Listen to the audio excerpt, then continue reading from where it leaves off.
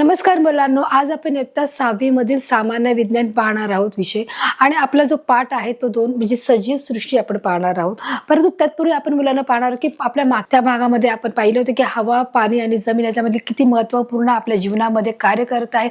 हवा आपल्यासाठी किती महत्त्वाची आहे, पाणी हे आपल्या दैनंदिन जीवनाचा भाग आहे आणि जमीन हे देखील आपल्यासाठी कशा प्रकारची उपयोगी पडते, त्याचे प्रमाण किती आहे, पाण्याचे प्रमाण किती आहे, हवेचे प्रमाण किती आहे या संदर्भाचा सविस्तर अभ्यास आपण त्याच्यामध्ये केला होता.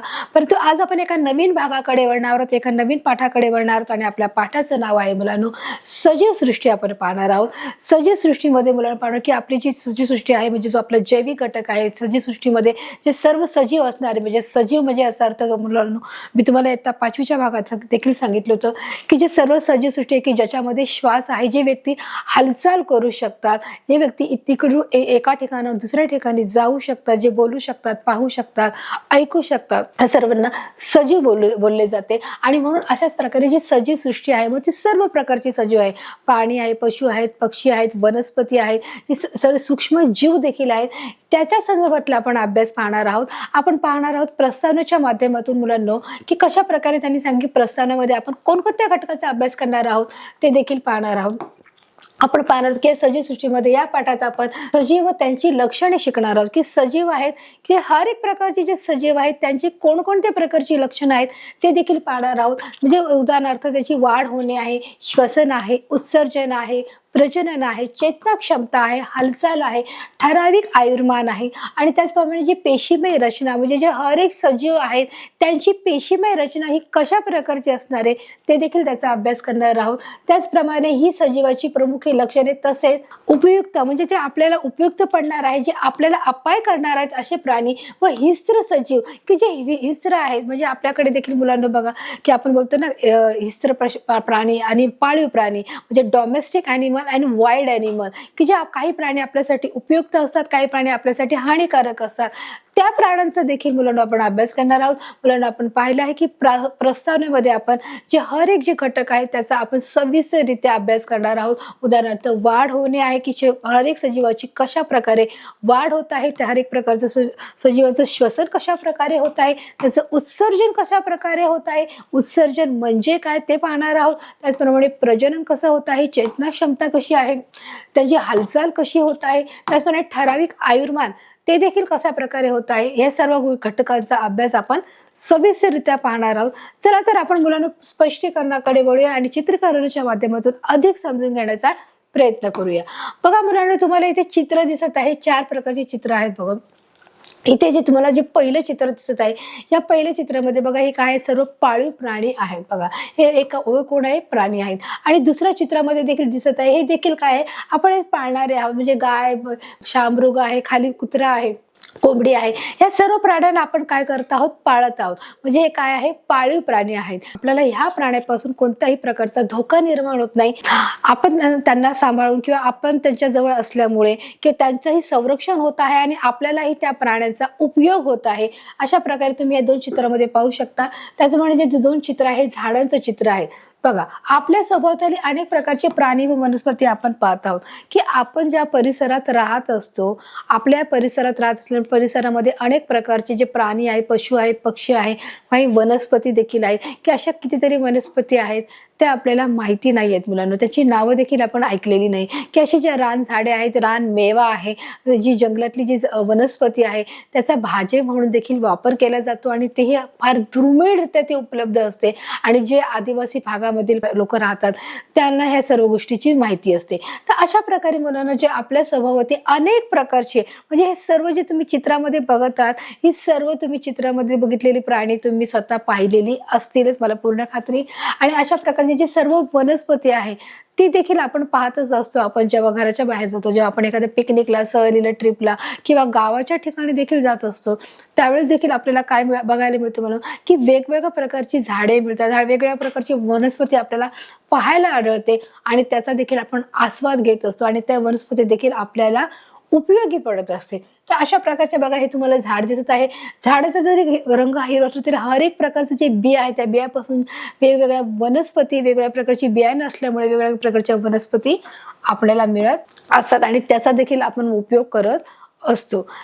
आता बघा इथे काय दिसत आहे, यामध्ये काही बाबतीत साम्य तर काही भेद असतो. या बाबतीत काहीतरी साम्य तर काहीतरी भेद असतो. भेद असतो म्हणजे काय मुलांनो, बघा काहीतरी साम्य, साम्य म्हणजे काय, सारखेपणा.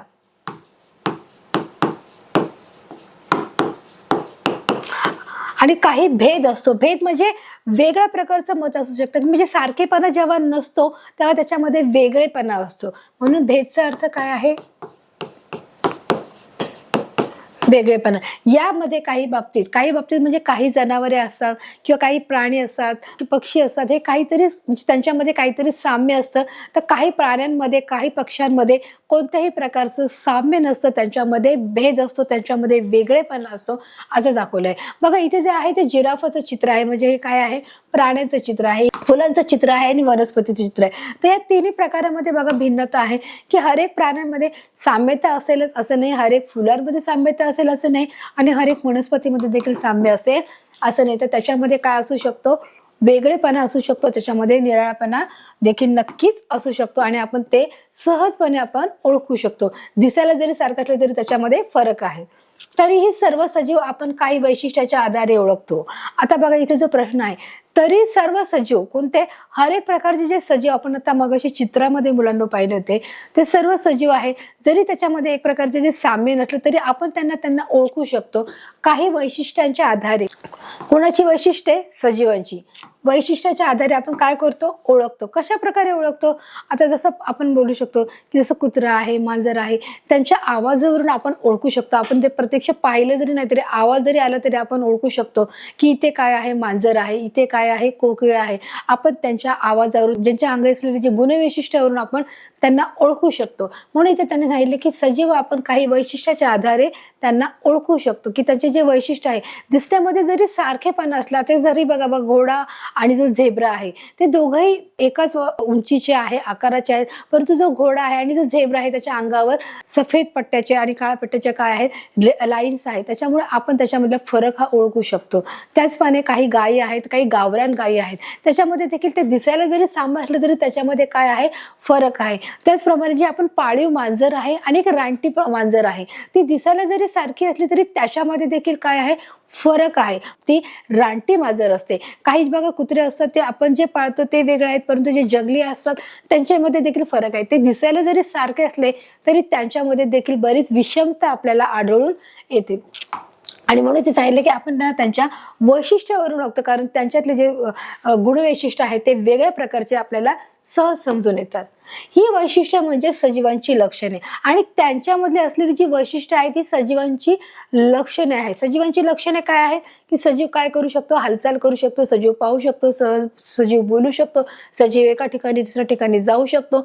त्याचप्रमाणे हर एक पशु पक्षी प्राणी काय करत असतात, सर्व सजीवांच्या मध्ये मोडले जातात आणि ते देखील तसेच स्वभाव विशिष्ट त्यांच्यामध्ये आलेले असतात आणि त्याचप्रमाणे ते क्रिया करत असतात. आणि म्हणून ते सांगितले की ही वैशिष्ट्ये म्हणजे हर एक प्रकारची वैशिष्ट्ये, कोणते, पाहणे, बोलणे, एका ठिकाणी जाणे, मग हर एक पशु पक्ष्यामध्ये, हर एक प्राणी जातामध्ये किंवा हर एक सजीवामध्ये ही गुणवैशिष्ट्ये आपल्याला वेगवेगळ्या प्रकारची आढळून येत असतात. तर अशा प्रकारे बघा ही सजीवांची लक्षणे हे सर्व सजीव आहेत.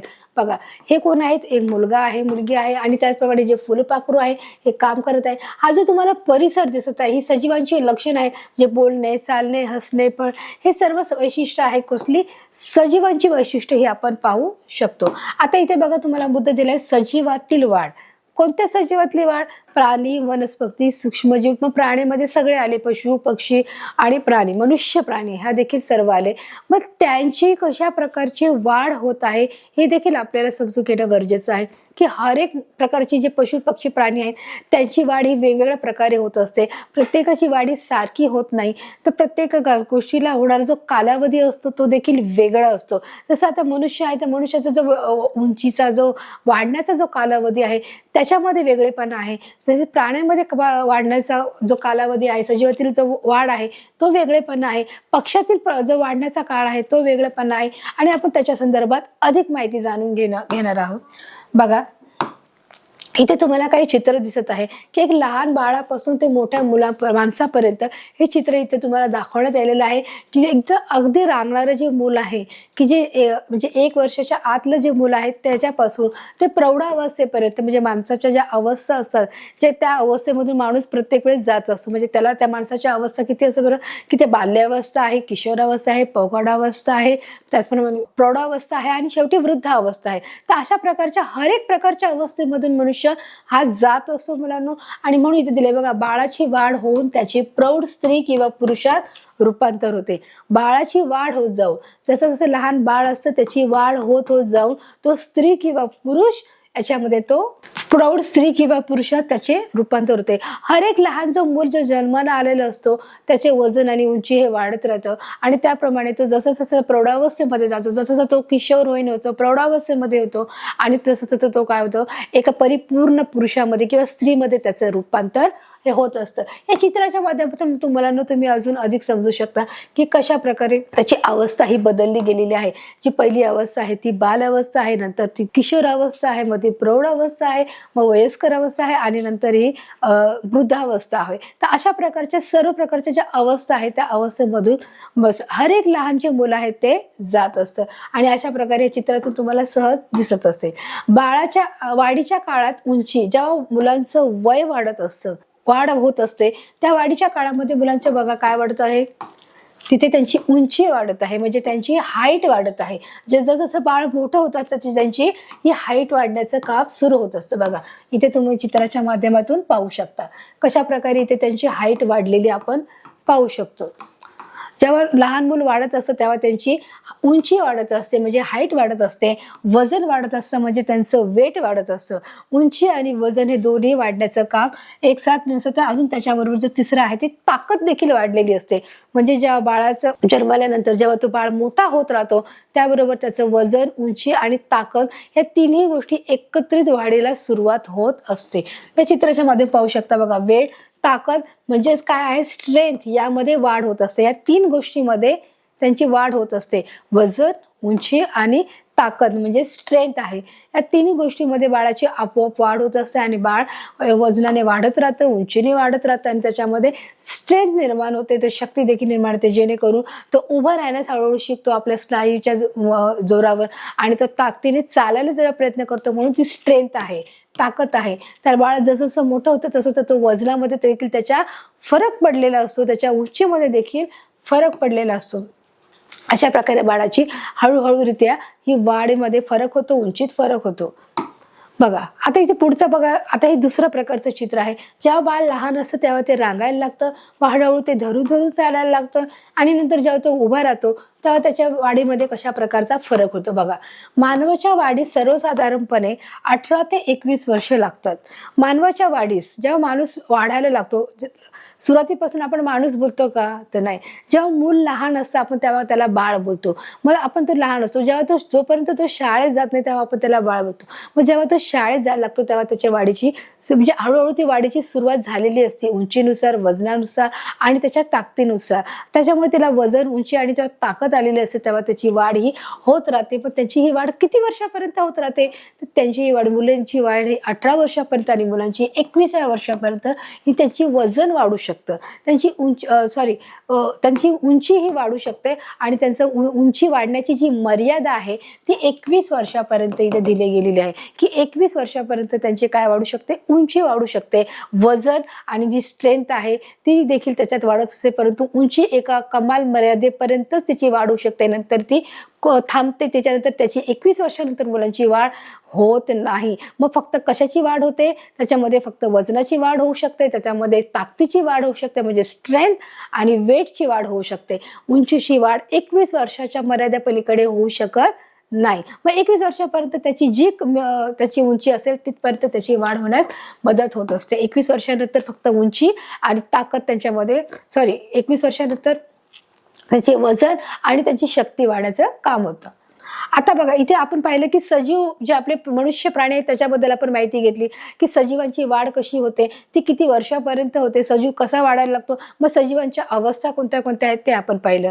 आता आपण पाहणार आहोत वनस्पतीतील वाढ.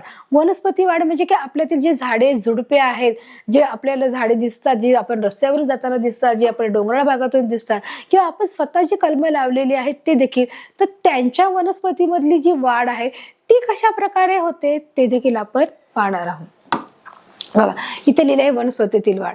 आता तुम्हाला इथे काय सांगितलं, इथे एक तुम्हाला प्रयोग दिलाय बघा की कृती आहे. हा एक प्रयोग आहे. हा प्रयोग तुम्हाला नक्की घरी करून पाहायचा आहे. बघा कृती काय आहे, तुम्हाला इथे एक झाड घ्यायचं आहे, सॉरी एक रोपटं घ्यायचं आहे आणि एक कुंडी घ्यायची आहे, एक दोरा देखील घ्यायचा आहे. कुंडीमध्ये लावलेल्या एखाद्या रोपट्याच्या टोकाशी, जर तुमच्याकडे एक कुंडी असेल त्या कुंडीमध्ये रोपटं आहे आणि त्या रोपट्याला तुम्हाला काय लावायचं आहे, त्याच्या टोकाशी दोरा बांधा. दोरा बांधा व तो सरळ वरती खिळ्याला ताणून बांधा. हा काय करताय, सरळ खिळ्याला ताणून बांधायचा आहे. इथे घट्ट काय केलेला आहे तो बांधलेला आपल्याला दिसत आहे. ही काय आहे, एक प्रयोग आहे आणि या प्रयोगाच्या निष्कर्ष तुम्हाला काय समजणार आहे ते देखील आपण सांगणार आहोत. की अगोदर हा प्रयोग समजून घ्या. कुंडीमध्ये तुम्हाला काय करायचं आहे की जे कुंडी आहे त्याच्यामध्ये रोपटा आहे, रोपट्याला तुम्हाला काय करायचं आहे, रोपट्याच्या टोकाशी तुम्हाला दोरा लावून तो वरती खिळ्याला टांगून ठेवायचा आहे. तो वरती खिळ्याला ताणून बांधा सांगितलं. ताणून म्हणजे एकदम घट्ट बांध, तो लूज बांधू नका, सैल बांधू नका, तो घट्ट ताणून आपल्याला बांधायचा आहे. 10 ते 15 दिवसांनी निरीक्षण करा की जेव्हा तुम्ही लावाल त्याच्या 10 दिवसांनी किंवा 15 दिवसांनी तुम्हाला ते ऑब्झर्वेशन करायचं आहे, तुम्हाला निरीक्षण करायचं आहे की तो दोरा तुम्हाला कसा दिसत आहे. त्या दोऱ्याचं तुम्हाला निरीक्षण करायचं आहे की जेव्हा तुम्ही 10 दिवसापूर्वी जो दोरा जसा टाईट लावला होता, घट्ट लावला होता, तो तुम्हाला तसाच तुम्हाला घट्ट दिसत आहे का, तुम्हाला सैल दिसत आहे का, तो गळून पडला आहे, याचं तुम्हाला निरीक्षण करायचं आहे. बघा 10 ते 15 दिवसांनी तुम्हाला काय करायचं आहे, निरीक्षण करायचं आहे. मग आता निरीक्षण केल्यावर काय अनुभव आला, 10 ते 15 दिवस निरीक्षण केल्यावर काय समजतंय, बघा इथे आले निरीक्षण. आपल्याला काय दिसते, आता त्यांनी आपल्याला काय दिसते, तुम्हाला काय दिसत आहे, दोरा कसा झाला आहे, तो सैल पडलेला आहे. 10 ते 15 दिवसांनी रोपाची वाढ झाली व ते ताणलेला दोरा ढिला पडला. जो ताणलेला दोरा होता तो ढिला पडला, कारण का, याचं कारण काय आहे मुलांनो, कारण जो रोप आहे त्याची रोपाची वाढ झाली आहे. बघा अगोदर जेव्हा आपण हा प्रयोग करायला सुरुवात केली तेव्हा रोपटं किती छोटं होतं आणि नंतर आपण दोरा लावला आणि 10 दिवसानंतर किंवा 15 दिवसांनी आपण त्याचं निरीक्षण केल्यामुळे आपल्याला काय दिसत आहे, बघा हा दोरा काय झाला आहे की त्या रोपट्याची वाढ झाल्यामुळे ते रोपटं वाढत गेलं आणि रोपटं वाढत गेल्यामुळे तो दोरा काय झाला, लूज झालेला आपण इथे पाहू शकतो. ताणलेला दोरा काय पडला आहे, ढिला पडला आहे. ताणलेला दोरा कसा पडला आहे, तो ढिला पडलेला आहे. यावरून असे लक्षात येते की म्हणजे काय लक्षात आलं की वनस्पतीची वाढ होत राहे, त्याची काय वाढत आहे, उंची वाढत आहे. बघा सर्व वनस्पतीमध्ये प्रामुख्याने खोडाची जाडी व उंची वाढत आहे. जसं आपण एखादं रोपटं लावलं त्या रोपट्याची जशी उंची वाढत आहे त्याचप्रमाणे त्याचं जे खोड आहे, खोड कुठे म्हणणं मुलांनो, झाड असतं, हे काय आहे, झाड आहे. मग झाडाचं हे जे काही खोड आहे ती देखील वाढायला सुरुवात होते. जसं एखाद्या लहान मुलामध्ये त्याचं उंची वाढते, त्याचं वजन वाढतं, त्याचप्रमाणे त्याला ताकद जशी येते, जशी स्ट्रेंथ येते, त्याची त्याला उंची वाढते, त्याचप्रमाणे त्याचं वेट देखील वाढत असतं. तसंच यांचं देखील काय आहे, जो खोड आहे त्याची देखील खोडाची जाडी ही वाढत राहते आणि त्याची उंची देखील वाढते. मग या प्रयोगाने आपण काय समजलो की जशी लहान बाळाची वाढ होते, मुलांची वाढ होते, त्याचप्रमाणे वनस्पतीची देखील वाढ होते आणि जे वृक्षाचं जे खोड आहे त्याची जाडी देखील वाढत असते. असे लक्षात येते की सर्व वनस्पतीमध्ये प्रामुख्याने खोडाची जाडी व उंची वाढत आहे. खोडाची जाडी तुम्हाला सांगितलंय जे आहे ते खोड आहे, याला काय बोलणार आपण, खोड, आणि उंची वाढत आहे. बघा तुम्हाला या चित्रामध्ये दिसत आहे की जेव्हा प्रथम झाड म्हणजे जेव्हा रोपटं असेल ते रोपटं वाढलं तेव्हा ते एवढ्या उंचीचं होतं, बरोबर. त्याच्यानंतर परत अजून काही दिवसांनी पाहिलं की ते एवढ्या उंचीचं आहे, अजून थोड्या दिवसांनी पाहिलं की ते एवढ्या उंचीचं, इथून पाहिलं की परत ते एवढ्या, आणि नंतर आपण पाहिलं की ते एवढ्या उंचीचं आहे. ज्याप्रमाणे लहान मुलांची वाढ सातत्याने होत राहते, वजन, उंची आणि शक्ती किंवा ताकद येते, त्याचप्रमाणे खोड आहे, जी वनस्पती आहे त्या वनस्पतीची देखील उंची वाढत आहे आणि उंची बरोबर त्याच्या खोडाची जी लांबी आहे ती देखील बघा इथे तुम्हाला जास्त आता वाढताना दिसत आहे. जी सुरुवातीला बघा इतकी होती, आता ती केवढी झालेली आहे, त्याची वाढ ही एवढ्या प्रकारामध्ये झालेली आहे. हे देखील तुम्ही पाहू शकता. बघा, तर अशा प्रकारे यावरून लक्षात येतं की जे खोड आहे सर्व वनस्पतीमध्ये त्याची जाडी देखील वाढते खोडाची आणि त्याची उंची देखील वाढत असते त्या वृक्षाची, त्या रोपाची. सर्व सजीवांची वाढ होत असली तरी प्राण्यांची वाढ ठराविक काळापर्यंत होत असते. सर्व सजीवांची ही वाढ होत राहते व प्राण्याची देखील वाढ ही ठराविक काळापर्यंत होत राहते. एक ठराविक कालमर्यादेनंतर त्यांची वाढ होत नाही. परंतु बघा मुलांनी इथे काय सांगितले की जी वनस्पती आहे त्यांची मात्र जी वाढ आहे ती अमर्यादितपणे आहे, की ते झाड जोपर्यंत आहे त्या झाडाची वाढ ही होतच राहते मुलांना. जसं आपल्या सजीव सृष्टीमध्ये की जे प्राणी मात्र आहे, जे पशु आहे, पक्षी आहे, सर्व सजीव आहे, जे मनुष्य प्राणी आहे, त्यांची सर्वांची जे वाढण्याचे वजन आणि उंची वाढण्याचं जे मर्यादा आहे ती एक ठराविक कालावधीपर्यंत असते. परंतु जे वृक्ष आहे त्याची वाढ ही सातत्याने होत राहते. जोपर्यंत वृक्ष आहे तोपर्यंत वृक्षाची वाढ ही होतच राहते. म्हणजे जसजसं झाड हे उंच जात राहतं तसं त्याच्या ज्या मुळा आहेत ते त्याचे जे रूट्स आहेत ते जमिनीवर खोलवर जात असतात. आणि म्हणूनच मुलांनो ते आपण पाहतो बघा कशा प्रकारे जे रोपटं आहे ते अगोदर छोटं आलेलं आहे, त्याच्यानंतर हे मोठं वाढत जात आहे. सर्व सजीवांची वाढ होत असली तरी प्राण्यांची वाढ ही ठराविक काळापर्यंतच होते. म्हणजे काही जे प्राणी आहेत जे ठराविक काळापर्यंत त्यांची वाढत राहतात, त्यांचे जे वजन उंची आहे ती वाढण्याचं काम होत राहतं. बघा अशा प्रकारे बघा इथे तुम्हाला चित्रामध्ये दिसत आहे सजीव आहे त्या सजीवाची बघा कशा प्रकारे वाढ होत राहे. हे तुम्हाला चित्र दिसत आहे. चित्राच्या माध्यमातून तुम्ही पाहू शकता की सजीवांची वाढ म्हणजे एक लहान बाळ आहे, त्या बाळाची आकृती आहे की कशा प्रकारे बाळ हे पोटामध्ये वाढत आहे आणि मग शेवटी ते त्याची प्राण्याची कशी काय वाढ होत आहे हे देखील आपण पाहू शकतो. बघा वनस्पतीची वाढ मात्र त्या जिवंत असेपर्यंत होत राहते. मी आताच सांगितलं की जी वनस्पती मात्र काय आहे की ते जोपर्यंत आहे तोपर्यंत त्याची वाढ होत राहते.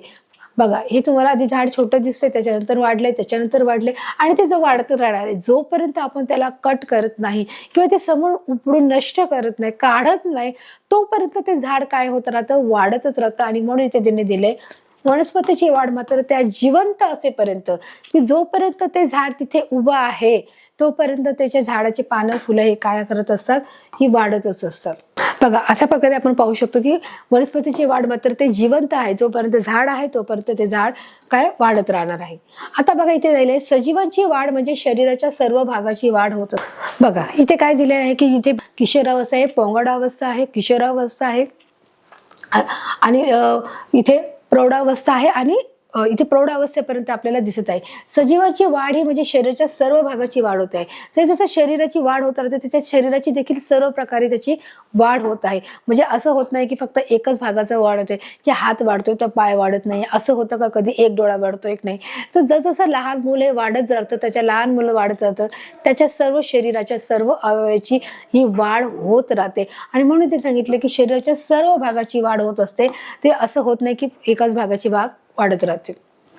वाढीसाठी अन्नाची आवश्यकता, मग त्याच्यामध्ये काय आहे बघा, वनस्पतीमध्ये अन्न निर्मिती. वाढीसाठी कशाची आवश्यकता आहे की वनस्पती आहेत त्याच्यामध्ये ते आपल्या वनस्पती काय करत असतं, आपलं अन्न निर्माण करायचं काम करत असतं. ते कशा प्रकारे काम करतं ते देखील आपण पाहणार आहोत, आपण बघणार आहोत मुलांनो. की बघा वनस्पती सूर्यप्रकाशात स्वतःचे अन्न स्वतः तयार करतात. कोणाच्या माध्यमातून, कार्बन डायऑक्साईडच्या माध्यमातून. सूर्यप्रकाश आणि कार्बन डायऑक्साईडच्या माध्यमातून ते काय करत असतात, स्वतःचं अन्न स्वतः तयार करत असतात. इथे तुम्हाला दिसत आहे बघा की जी वनस्पती आहे ती इथे ही जी माती आहे त्या मातीमध्ये वनस्पती टाकलेली आहे आणि तिथे काय करत आहे की सूर्यप्रकाशातून काय करत आहे, सूर्यप्रकाशाच्या माध्यमातून ते कार्बन डायऑक्साईड वगैरे ते सूर्यप्रकाशात स्वतःचे ते अन्न स्वतः तयार करताना ते दिसत आहे. इथे सूर्यप्रकाशाच्या साहाय्याने किंवा सूर्यप्रकाशाच्या मदतीने ते काय करत आहे, अन्न तयार करण्याचा ते प्रयत्न करत आहे. जमिनीतील पाणी आणि पोषक तत्वे, की जमीन आहे ही काय आहे, ही काय आहे, जमीन आहे. जमिनीमध्ये काय आहे, साहजिकच आपण एखादं रोपटं लावलं त्या रोपट्यामध्ये काय टाकत असतो, पाणी टाकत असतो. जमिनीमध्ये पोषक तत्वे आहेत. कशात पोषक तत्वे आहेत, या मातीमध्ये पोषक तत्वे आहेत. म्हणजे हे पाणी आपण इथे वरून टाकलं आहे बरोबर, हे पाणी मिळत आहे, हे पोषक तत्वे मिळत आहे आणि हवेतील कार्बन डायऑक्साईड आणि ज्या इथे आजूबाजूला जो ॲटमॉस्फिअर आहे, जो वातावरण आहे तो कशा हवेमध्ये आहे, त्या हवेमध्ये काय आहे, कार्बन डायऑक्साईड आहे बरोबर. त्याच्या सहाय्याने अन्न निर्मिती करतात. त्याच्या सहाय्याने बघा काय सांगितले आहे, पाणी आहे, पोषक तत्वे आहे आणि हवा, आणि सूर्यप्रकाशाच्या माध्यमातून काय करत आहे की वनस्पती स्वतःचे अन्न स्वतः तयार करण्यासाठी त्याला कार्बन डायऑक्साईडची देखील गरज लागते किंवा मदत लागते आणि अशा प्रकारे वनस्पती काय करत आहे स्वतःचे अन्न स्वतः तयार करत आहे. ही अन्न निर्मिती होत आहे. तुम्ही पाहू शकता की कसं सूर्यप्रकाश इथे वनस्पतीला आल्यामुळे सूर्यप्रकाश काय करते कार्बन डायऑक्साईडच्या मदतीने तो काय करत आहे अन्नाची निर्मिती होते आहे. त्यामुळे हवेमध्ये असणारा जो कार्बन डायऑक्साईड तो शोषून घेत आहे. हे देखील तुम्ही पाहतात. ही प्रक्रिया वनस्पतीच्या पानामध्ये होत असते. आता जेव्हा ही प्रक्रिया होत असते ते ही रूट्स मध्ये होत राहते का? आता बघा ही जी प्रक्रिया आहे ही प्रक्रिया वनस्पतीच्या पानामध्ये होत असते. हे बघा हे जे रूट्स आहे जे मूळ आहे याच्यामधून जे वनस्पतीचे जे पान आहे या पानाच्या मध्ये काय आहे मुलांना वनस्पतीच्या पानामध्ये होत असते. या पानामध्ये काय आहे हरित द्रव्य आहेत. काय आहेत त्या हरित द्रव्याच्या माध्यमातून किंवा सहाय्यातून अन्न निर्मिती करण्याचं जे काम चालू असतं. मग ही प्रक्रिया वनस्पतीच्या पानामध्ये होत असते. बघितलं बघा इथे तुम्हाला अधिक समजत आहे की जे सूर्यप्रकाश आहे तो काय करत आहे वनस्पतीच्या पानामध्ये असणाऱ्या ज्या हरित द्रव्याच्या मार्फत अन्न निर्माण करण्याचं काम करत आहे. पानामधील हरितद्रव्याच्या मदतीने सूर्यप्रकाशात होत असलेल्या या अन्न निर्मितीच्या प्रक्रियेला काय बोलले जातात प्रकाश संश्लेषण असे बोलले जाते. आता बघा पानामधील हरितद्रव्य जे पान आहे त्या पाण्यामध्ये जे छोटे छोटे जे कण आहेत त्याला हरितद्रव्य बोलले जातात. त्याच्या मदतीने सूर्यप्रकाशात होत असलेल्या अन्न निर्मितीची काय आहे ही प्रक्रिया होत आहे. हे देखील तुम्ही चित्राच्या माध्यमातून नीट पाहू शकता. अशा प्रकारे आपण एखादं जर रोपटं लावलं ते रोपटं आपण जमिनीमध्ये किंवा मातीमध्ये टाकलं गेलं आणि जर सूर्यप्रकाशात ठेवलं तर सूर्यप्रकाशाच्या साहाय्याने आणि हवेत असलेल्या कार्बन डायऑक्साईडच्या मदतीने आणि आपण पाणी टाकल्यामुळे पाण्यामध्ये जे मातीमधले असलेले जे पोषक जे तत्व आहे त्याच्या मदतीने देखील काय करत आहे वनस्पती कार्बन डायऑक्साईडच्या मदतीने स्वतःचे अन्न स्वतः तयार करण्याच्या जी प्रक्रिया आहे त्या प्रक्रियेला काय म्हणत आहे मुलांनो की बघा इथे पाहू शकता हरितद्रव्याच्या मदतीने सूर्यप्रकाश असलेल्या अन्न निर्मितीच्या या प्रक्रियेला प्रकाश संश्लेषण असे म्हटले जाते. काय आहे प्रकाश संश्लेषण म्हणजे फोटोसिंथेसिस असे म्हटले जाते. फोटोसिंथेसिस बघा प्रकाश संश्लेषण म्हणजे फोटोसिंथेसिस असे म्हटले जाते. अशा प्रकारे ही पूर्ण प्रक्रिया होत राहते आणि ते आपल्या अन्न निर्मितीचं देखील काम होत राहतं. हे बघा चित्राच्या माध्यमातून पाहू शकता. या क्रियेमध्ये असणाऱ्या हरितद्रव्यामुळे त्या हिरव्या रंगाच्या दिसतात. या क्रियेमध्ये असणाऱ्या हरितद्रव्य म्हणजे हिरव्या रंगामुळे ते काय दिसत आहे आपल्याला जी पानं आहेत ती हिरव्या रंगाची दिसत आहेत. म्हणजे जे पानांमध्ये काय आहे हरितद्रव्य आहेत. हरितद्रव्य म्हणजे की जे हिरव्या रंगाच्या आकाराचे जे हरितद्रव्य असल्यामुळे आपल्याला हरितद्रव्यामुळे त्या हिरव्या रंगाचे दिसत. त्याच्यामुळे आपल्याला हर एक जे पान आहे ते कशा प्रकारे दिसत आहे हिरव्या रंगाचं आपल्याला दिसत आहे. ते देखील तुम्ही पाहू शकता. तर अशा प्रकारे बघायचे सर्व झाडं झुडपं आपल्याला पानं त्या हरितद्रव्यामुळे आपल्याला हिरवी दिसत आहे. आता बघा तुम्हाला इथे एक आकृती दिलेली आहे. ही आकृती नीट समजून घेऊया. बघा याला काय आहे प्रकाश संश्लेषण आहे म्हणजे फोटोसिंथेसिस आपण बोलू शकतो त्याला. फोटोसिंथेसिस म्हणजेच प्रकाश संश्लेषण. आता कशा प्रकारे ते कार्य करते याचं चित्र देखील तुम्हाला कधी कधी विचारलं जातं की प्रकाश संश्लेषणाची आकृती काढा. मग त्यावेळेस बघा इथे आपण सुरुवात करूया की बघा हे काय आहे हे जे रोपटं घेतलं आहे ते रोपटं आपण जमिनीमध्ये किंवा एखाद्या मातीमध्ये ते आपण गाडले गेले. त्याचे हे काय आहे रूट्स आहेत. हे काय आहे मुळा आहे. त्याच्या मुळा आहे. हे काय आहे रोपटं आहे बरोबर. आता आपण माती घेतली आहे रोपट्यामध्ये मातीमध्ये टाकलेलं आहे. ही काय आहे माती आहे. मातीमध्ये काय आहेत मुलांनो पोषक तत्वे आहेत. तसं आपण आता मागच्या पाठामध्ये शिकलो की जे मृदा माती आहे त्या मृदा मातीमध्ये वनस्पती आहे. जे प्राणी आहे प्राण्यांचे जे अवशेष आहेत ते कुजलेल्या अवस्थेमध्ये आहे. कीटक आहे कृमी आहे आणि अशा प्रकारच्या हर एक गोष्टी आहेत त्याच्यामध्ये पोषक तत्वे आहेत. म्हणजे जैविक घटकांचा त्याच्यामध्ये काय आहे समावेश आहे.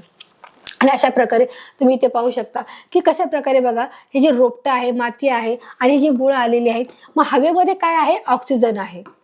हवेमध्ये कार्बन डायऑक्साईड वायू शोषून घेतला जातो आणि मग सूर्यप्रकाशाच्या मदतीने काय होतं ही प्रकाश संश्लेषणाची क्रिया होते की या पानांमध्ये काय आहे हरितद्रव्य असल्यामुळे ते पानं काय करत आहे हरितद्रव्यामुळे काय होते अन्नाची निर्मिती होत आहे आणि म्हणूनच हे पूर्ण प्रकारे हे प्रकाश संश्लेषण होतं. पाणी व पोषक तत्वे इथे कार्बन डायऑक्साईड हवेमध्ये ऑक्सिजन पण आहे. कार्बन डायऑक्साईड पण आहे. मग वनस्पतीचं अन्न तयार करण्यासाठी कशाची गरज आहे? कार्बन डायऑक्साईडची गरज आहे. तर अशा प्रकारे ही आपण आकृती नीट समजून घेतलेली आहे की इथे सूर्यप्रकाश आहे, रोपटं आहे, इथे माती आहे आणि अशा प्रकारे प्रकाश शोषण्याची क्रिया ही चालू राहते अखंडपणे. हे तुम्ही नीट पाहू शकता. याला काय बोलतात? प्रकाश संश्लेषण, म्हणजे तिथे अन्न निर्मिती करण्याचे जे काम चालू असते.